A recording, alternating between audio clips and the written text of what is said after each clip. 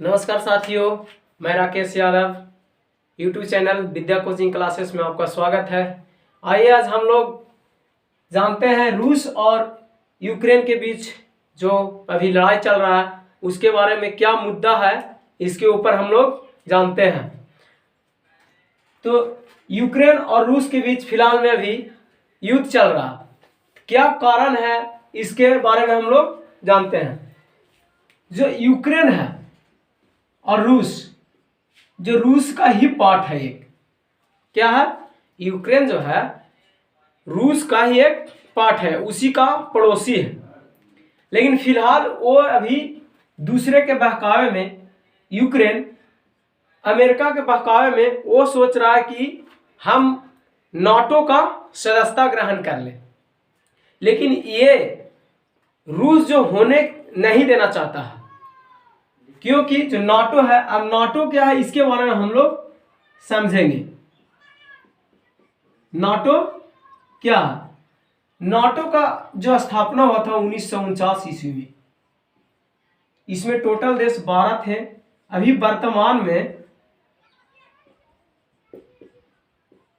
Total 30 देश है। NATO सदस्यता ग्रहण किए हुआ अभी टोटल 30 देश है। जो इसमें लास्ट जो 30वां देश बना मैसेडोनिया।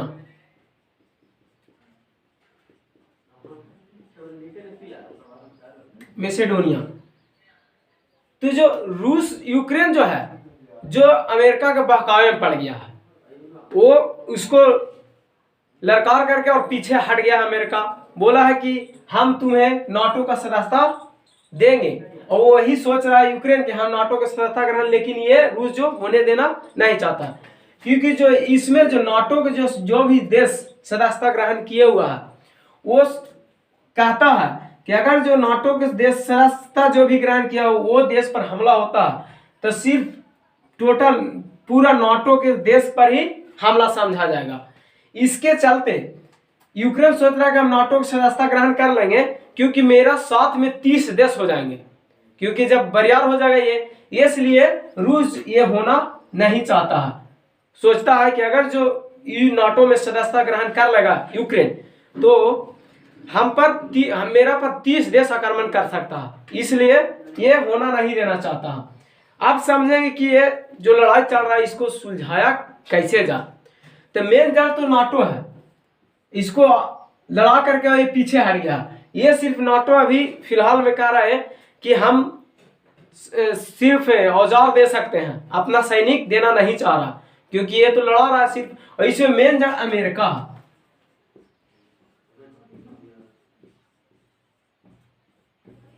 अमेरिका है मेन जड़। कौन है इस लड़ाई में? अमेरिका। अमेरिका चाहता है कि एक दूसरे देश लड़े, क्योंकि अपना हथियार जो है सिर्फ सप्लाई करने की कोशिश करता है, और यही मेन जड़ है। अमेरिका ही इसका उसकैले है यूक्रेन का कि तुमको हम नाटो में सदस्यता ग्रहण करवा देंगे, आप लड़िए उससे। तो यूक्रेन तो फंस चुका है, क्योंकि लड़कारी में आकर के सिर्फ और कोई देश उस पर साथ नहीं दे रहा, सिर्फ अकेले लड़ाई चालू हो गया, पीछे हट भी नहीं सकता है कि उसको देश के बात है। वहां का सैनिक भी पीछे नहीं हट रहा। तब अमेरिका किस लिए यह करता है? ये सोचता है सिर्फ पूरा विश्व में मेरा ही ताकत चले, सबसे शक्तिशाली गिनाने के लिए अमेरिका ही सोचता है कि हम सिर्फ शक्तिशाली हैं। तो रूस भी जब 2014 में पुतिन जी आए हैं सत्ता से, तब वो भी अपने देश को हद तक बहुत ही आगे बढ़ाने का कार्य किए हैं। और वो अभी फिलहाल नाटो या रूस सीधा सीधी कह चुका है कि अगर जो कोई भी देश इस युद्ध में कूदेगा तो हम उसे भी नहीं बख्शेंगे। आगे समझते हैं कि रूस जो यूक्रेन और यूएसए और एक यूएसएसआर, ये दोनों देश, जो यूएसएसआर है क्या है इसके बारे में समझते हैं। पहले रूस अलग नहीं था, रूस का नाम नहीं था, यूएसएसआर था, और एक यूएसए था। ये दोनों अपने शक्ति बढ़ाने के लिए, क्योंकि हम शक्तिशाली हैं, इसके चलते एक युद्ध हुआ था इन दोनों के बीच, शीत युद्ध।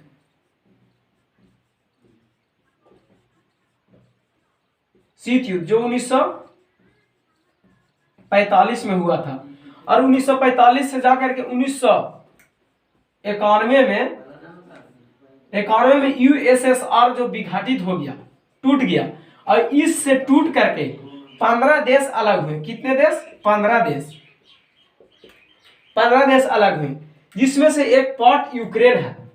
और यूक्रेन के बाद यूएसएस विघटित होने के बाद से एक अलग देश बना रूस, जिसको रसिया बोलते हैं। और उसी एक रूस है, इसका जब यह विघटन होने के बाद इसको नाम पड़ा रूस, और उसी में से एक पार्ट टूट करके यूक्रेन है। यूक्रेन उसी का पार्ट है, क्योंकि अगर जो जब रूस से टूट करके यूक्रेन बना है, तो यूक्रेन अगर जो कोई दूसरे देश में जाकर के मिल जाएगा या दूसरे कोई उस पर कब्जा करेगा, तो अगर जो दो भाई में आपस में लड़ रहा, तो दो भाई लड़ रहा, उसको जमीन को दूसरा को कब्जा करेगा, तो एक अगला भाई वो तो जरूर बोलेगा, क्योंकि उसका पहले हक होता है कि मेरा भाई है तो हम उससे सामान हम ही ले सकते हैं। इसके चलते रूस होने नहीं देना चाहता है किसी और दूसरे पर के साथ में। तब यहाँ तक हम लोग समझ गए हैं। तो रूस और यूक्रेन के बीच जो युद्ध चल रहा, उसमें अब युद्ध को सुलझाया कैसे जाए, सबसे मेन इंपॉर्टेंट तो है कि युद्ध को हल कैसे किया जाए। तो इसमें सारा जिम्मा सौंप दिया जा रहा है भारत के ऊपर, कि जो भी अब समझाएगा वही जो निर्णय दे सकते हैं। जो नरेंद्र मोदी क्या डिसाइड करते हैं, तो वो सीधे तौर पर बोल दिए हैं कि इसका हल जो है बातचीत करके हल निकाल दिया जाए और लड़ाई नहीं किया जाएगा आगे। तो यही बात नरेंद्र मोदी जी बोले हैं कि बातचीत करके और हल को निकाल लिया जाए, युद्ध करने से ज्यादा नुकसान हो सकता है। अब फिलहाल बात करें कि रूस और यूक्रेन के बीच जो लड़ाई चल रहा है, उसमें कितना देर तक यूक्रेन टिक सकता है, उसके बारे में, सैन्य शक्ति के बारे में हम लोग जान लेंगे कि किसके पास कितना हथियार है, कितना सैनिक है, कितना जहाज है, कितना उसके पास टैंक है, उसके बारे में एक नजर डाल लेते हैं। तो यूक्रेन और रूस, तो इसमें रूस है, यूक्रेन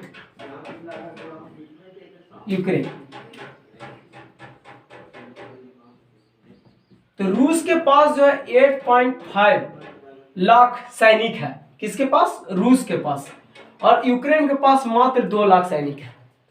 और आगे देखते हैं 4173 कुल जहाज है। किसके पास? रूस के पास। और यूक्रेन के पास 318 जहाज है। रूस के पास 772 जंगी जहाज है जो लड़ाई करने वाला, और इसके पास मात्र 73 जहाज है जंगी जहाज। रूस के पास 544 लड़ाकू हेलीकॉप्टर है, और इसके पास, यूक्रेन के पास मात्र 34 गो लड़ाकू हेलीकॉप्टर है।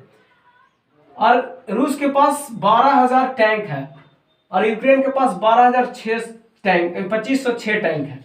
अब इसी से अंदाजा हम लोग लगा सकते हैं कि कितना देर तक यूक्रेन टिक सकता है।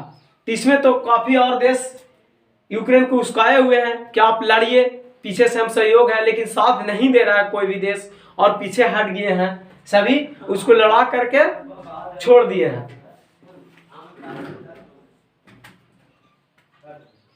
और इसमें जब युद्ध हो रहा है, तो इसमें भारत के कुछ स्टूडेंट यूक्रेन में फंसे हुए हैं।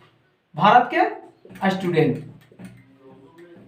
जो वहां पे, अब वहां फंसे हुए थे, क्या कारण है, किस चलते फंसे हुए, इसके बारे में हम लोग जानते हैं।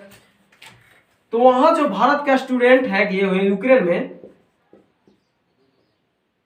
जो MBBS की पढ़ाई करने, डॉक्टरी का गए हुए वहां पे पढ़ने के लिए, क्योंकि वहां पे कुछ कम फी में MBBS का पढ़ाई हो जाता है। तो वहां से अब निकालने की तो जरूरत है, क्योंकि भारत का स्टूडेंट वहां पे फंस चुके हैं। तो भारत सरकार से गुहार लगा रहे हैं कि हम मुसीबत में फंस चुके हैं, तो हमें वहां से निकालकर भारत लाया जाए। तो एक ऑपरेशन चलाया गया है, अभियान।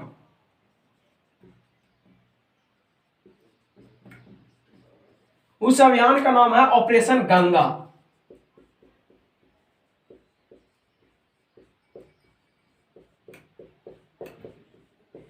इसी ऑपरेशन गंगा के तहत भारत के जो स्टूडेंट यूक्रेन में फंसे हुए हैं, उनको निकालने का काम किया जा रहा है। और वहां से यूक्रेन से जो भी स्टूडेंट आ रहे हैं उसे डायरेक्ट पोलैंड के द्वारा, पोलैंड से उसके बाद फिर भारत में लाया जा रहा है। बस आगे फिर नेक्स्ट वीडियो में।